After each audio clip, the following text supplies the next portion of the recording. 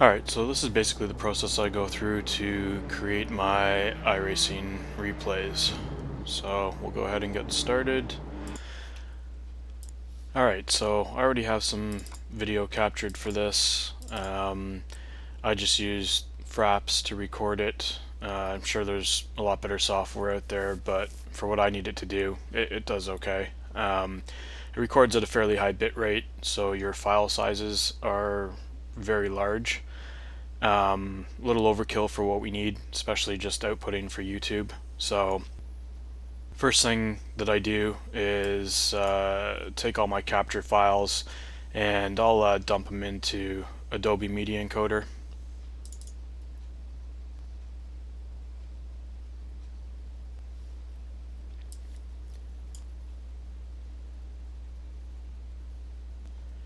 And this will just take a lot of that file size out and still keep it high enough quality for our purposes, which is uploading to YouTube. So I'm just going to select them all, and we'll just save them back out to the same folder. And I'm just going to change the output format here. I have a bunch of presets already built for this. We'll use H.264 and we'll do 1080p high quality, 15 megabytes per second. That'll still give us more than enough quality for outputting to YouTube. Only thing I'm going to change here is the frame rate, because I recorded this footage in 30 frames per second, so I'm just going to switch that to 30. And I'll leave the rest of the settings as they are and hit OK. Alright, so everything looks good. We'll start the render, and when it's done, we'll come back and get into Premiere Pro and start the build. Alright, so the render's complete now. As you can see, it's dumped all the files back into our capture folder. So we don't need the original ones, so you can go ahead and get rid of those, clear up some space on your drive. Just gonna delete them,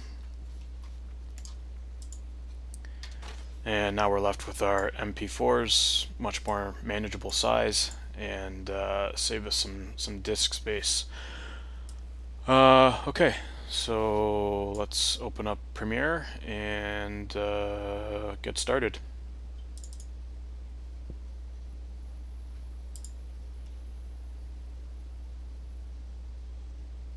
Alright, so I'll just create a new project here.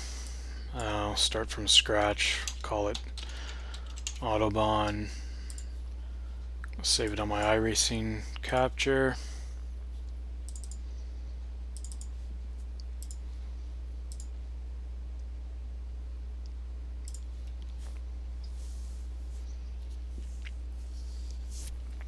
First thing I'm going to do is create a few bins here.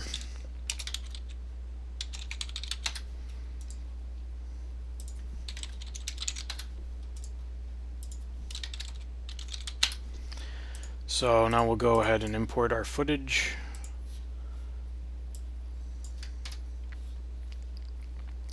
And I'm just going to import a few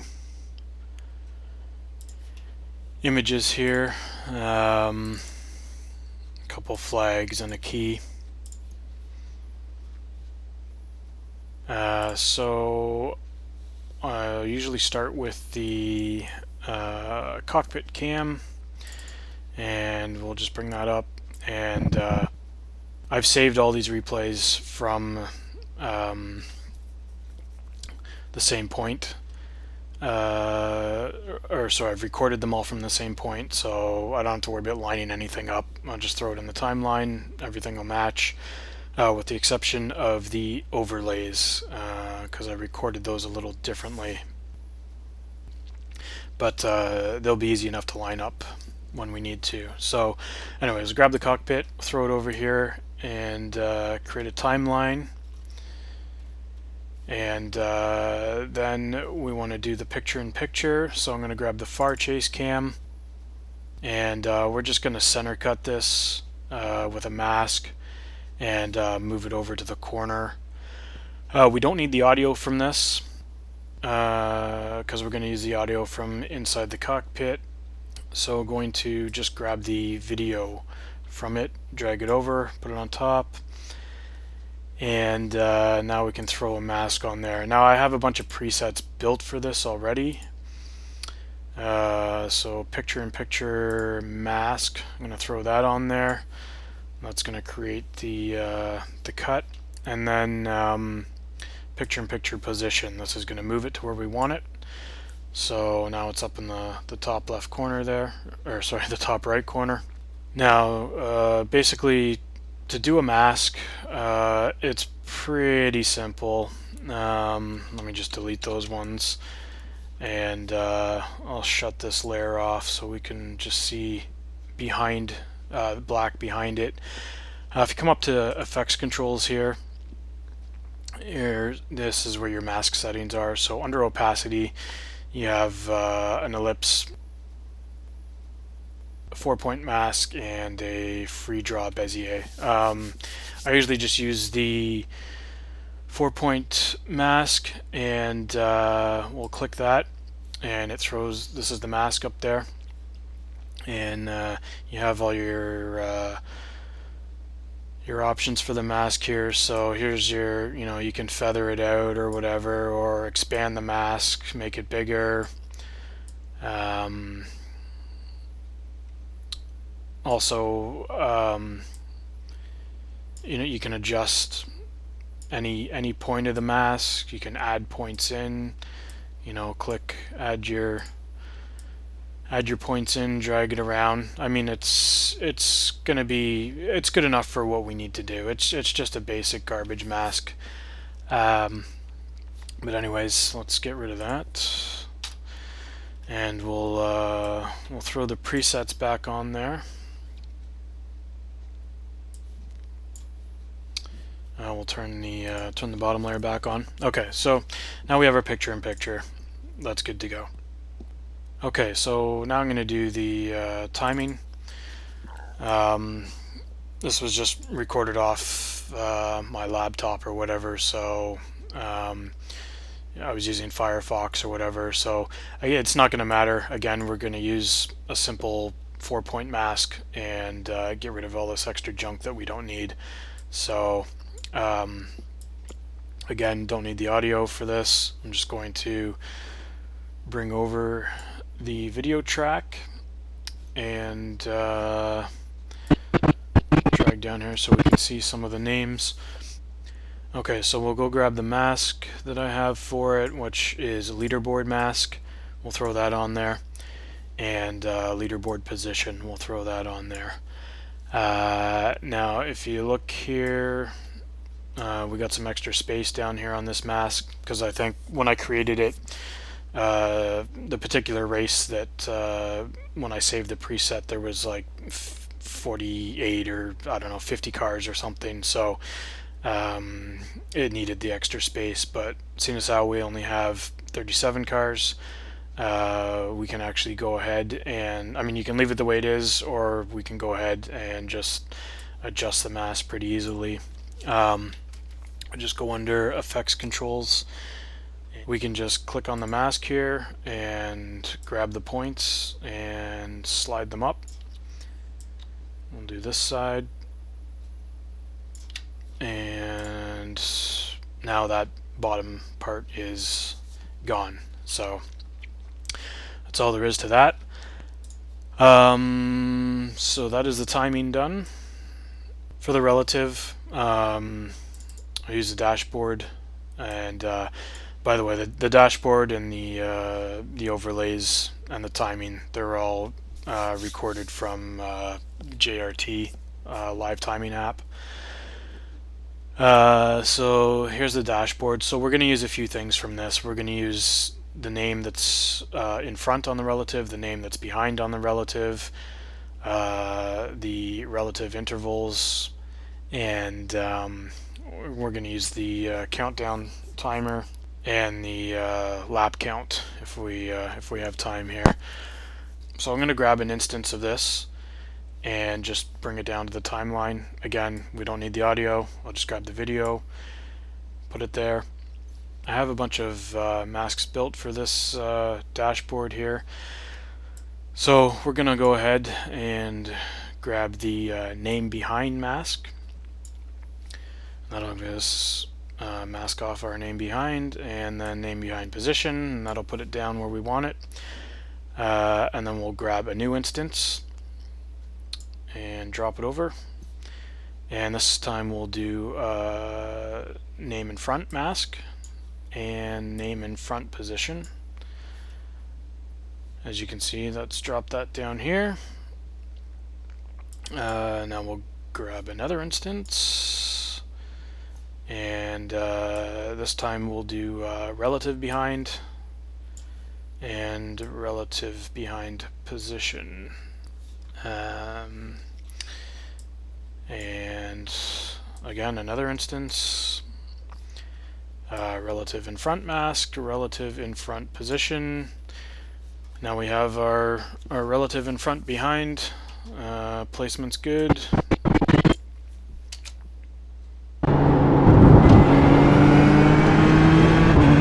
Everything's working. So now we'll do the Speedo, and that's in the overlays captured. So actually this has the Speedo and the track map on one, and I just recorded it on the my desktop background. I've left the background black. There's a reason for that I will show you in a second. And it's showing the frames per second here, fraps, and the some of my desktop junk up here, but it won't matter because we're going to mask both of these off anyways. Okay, so we'll do the Speedo first. I already have a preset for that. I have a Speedo overlay mask and a Speedo overlay position. Now this one we will have to line up because the recording didn't start exactly when the replay started. It started a few seconds after, so not a big deal. I mean, there's a few different ways you can do it. You can do it with an audio cue, but we'll just do it with our eye. So I'll come back here to where I'm sitting on the grid, and I'll just play it. And I'll just wait for when I shift into gear.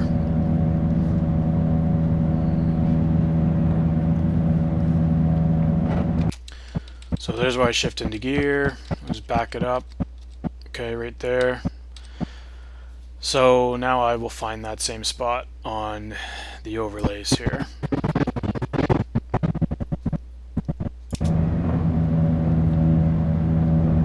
Which is right there. So it's going from neutral to first. I'll leave it almost the middle, not quite, just as the N starts to shift. And I'm going to hit I on the keyboard to set an in point, and then we'll just drag the video from this. Again, we don't need the audio, and we'll drag it right over to our current time indicator. Let it go, and now we can check to see if it's lined up. I'll just drop the opacity on the video so we can kind of see both.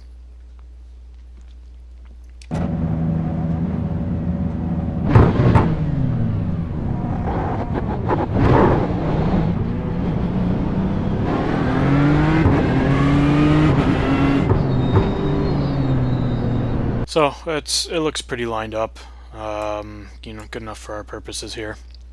And now that we know that it's lined up, we can expand this out and start the video basically wherever we want. So now I'm going to drop my Speedo masks on. So Speedo overlay mask and the Speedo overlay position, which, okay, I knew that was going to happen. When I created this mask, I was working with a different car dashboard, so we can just grab it manually and move it back over here. So I'm just gonna bring it down a bit. This is in the effects controls, and then bring it way over to the other side.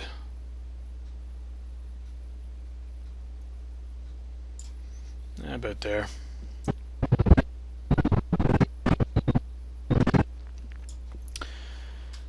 Okay, so one thing I will mention is, because it's already part of my preset, it already went ahead and switched it, but the blend mode here, when it's on normal, you see the black. This is basically my black desktop behind the image after we've masked it off. So to get rid of that black, you want to switch the blend mode to screen, and that'll get rid of the alpha channel.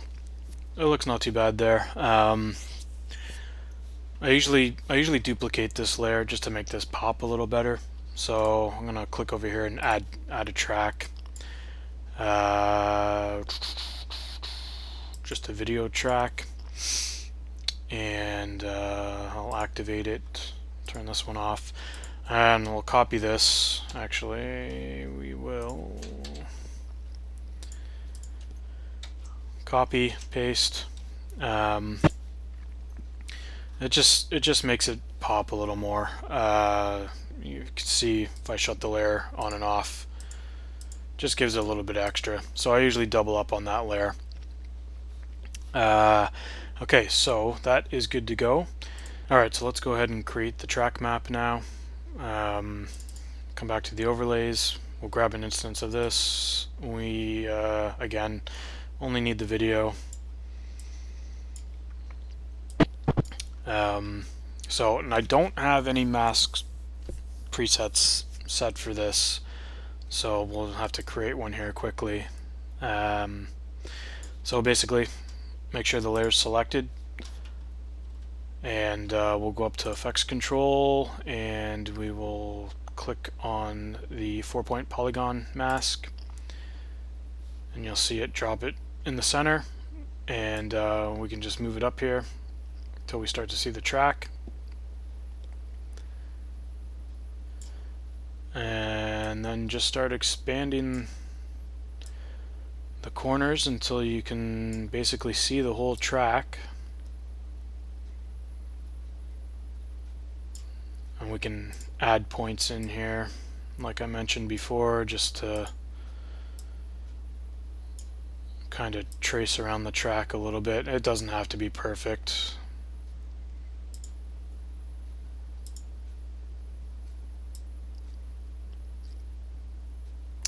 I mean, you can be as precise as you want, or not. That'll be good enough for what we need. So now we can select blend mode, and we're gonna select screen, which will take the black out. And now we will just have to move it into whatever position we want. So I'll move it over and up, and actually it's a little big, so I'm gonna change the scale from, I think I usually around 67% or so, and then just move it around until you get it someplace you like.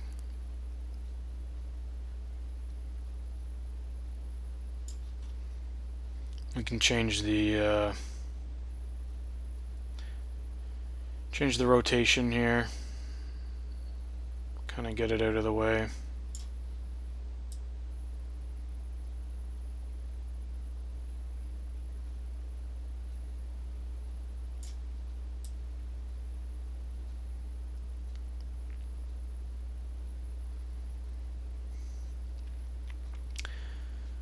So I mean, whatever, you know, you can play with it as much as you want, play around with it.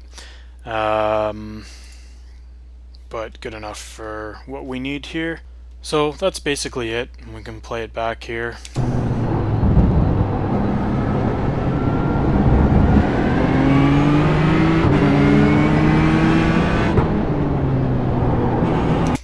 Everything seems to be pretty good.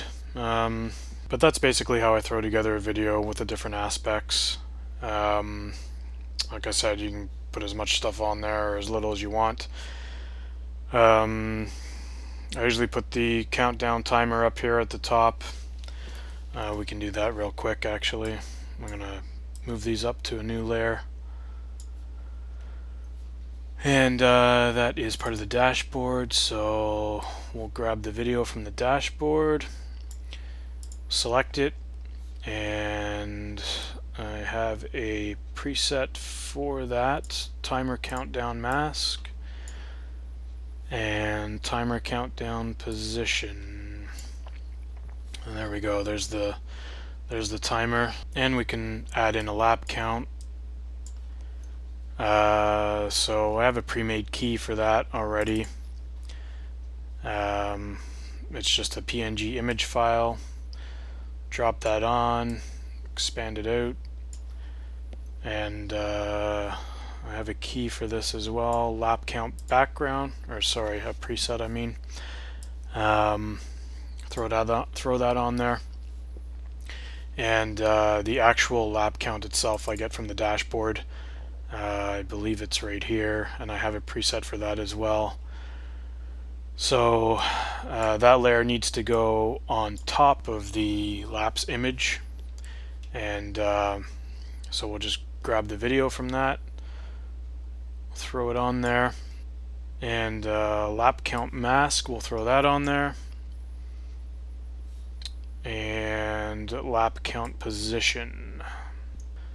I don't know if you can see it or not. If you look closely, you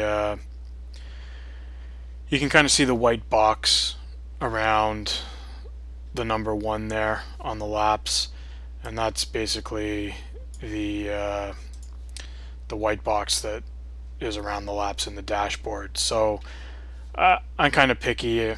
To me, I like it to look a little nicer than that, so I go into effects control, make sure your layer is selected, and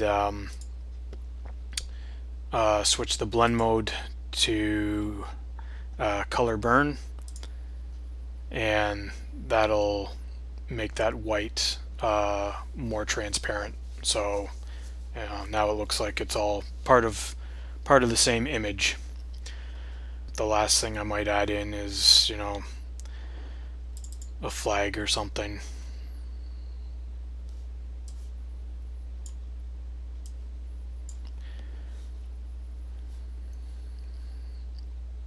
And I have a preset for the flags, green flag, throw that on there, and places it up at the top there. So that's about it for the on-screen builds. Now you're ready to render out. So I usually pre-render everything before I actually export it. You can go into sequence settings here. iframe's good enough for this. It's you know, sometimes I'll use QuickTime animation. The render files are quite large though, so if you don't have a lot of space, you can stick to iframe. You can render at maximum bit depth and maximum render quality. However, those are going to significantly increase the render time.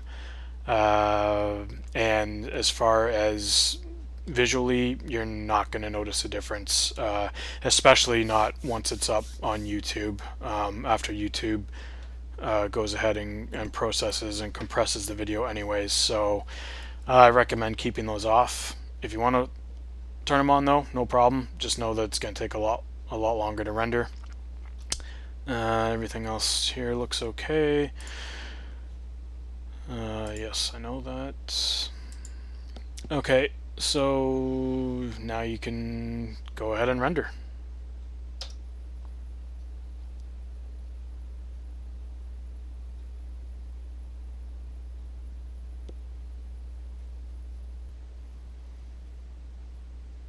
Okay, now that the render's done, we can go ahead and export it out. And I'm just going to use the same settings I used earlier when I converted the raw capture footage. So we'll do 1080p at 15 megabytes per second. I'm going to switch this back to 30. And And okay, everything else looks okay. I'm going to use previews, and that'll basically use any render files that we used within the timeline, and that'll ultimately speed up the export process. Also, how powerful your machine is will affect render and export times. Alright, I'm going to save this out now.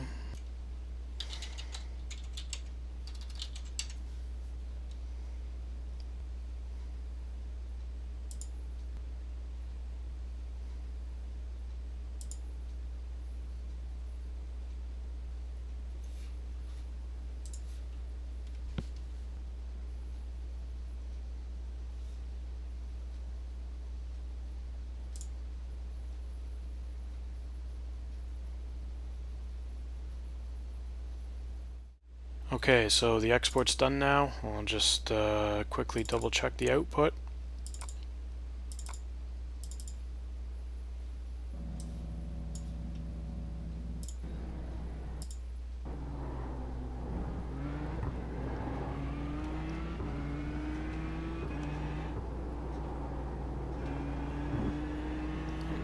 Everything looks okay, so you're good to go to upload.